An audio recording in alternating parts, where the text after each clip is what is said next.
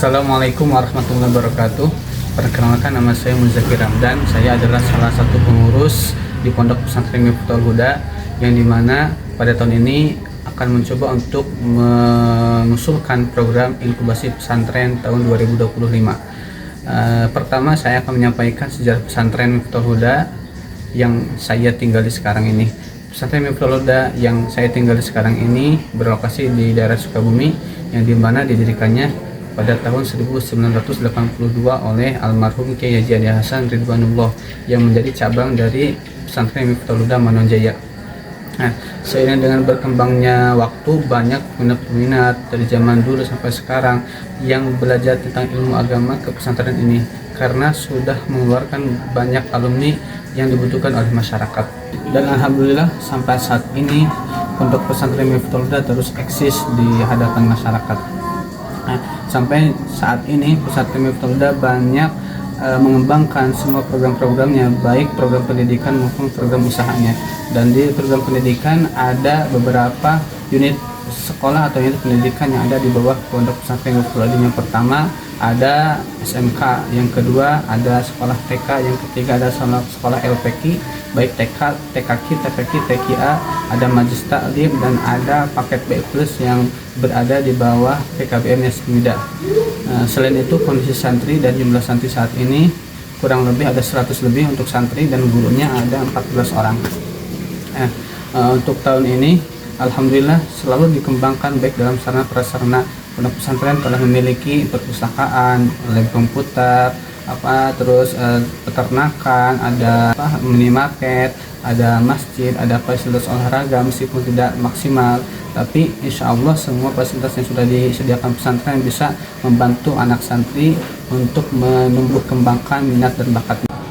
Berikutnya kami akan menceritakan tentang unit usaha yang ada di bawah pesantren Miftahul Huda. Unit usaha yang ada di bawah pesantren Miftahul Huda ada beberapa macam. Pertama, ada minimarket yang menjadi poin usulan pada inkubasi kesempatan hari ini. Berikutnya juga ada peternakan kelinci, ada juga pengelolaan makanan ringan. Nah, untuk fokus besar kami dalam setiap unit usaha ditekankan pada pengembangan minimarket yang ada di pesantren ini. Kenapa minimarket? Karena minimarket adalah satu unit usaha yang sifatnya multifungsi, bisa digunakan dan bisa terasa manfaatnya oleh setiap santri, setiap warga pesantren, bahkan setiap warga di lingkungan pesantren selain di dalam pesantren juga. Nah, kondisi saat ini memang minimarket yang ada tidak selengkap yang dicita-citakan.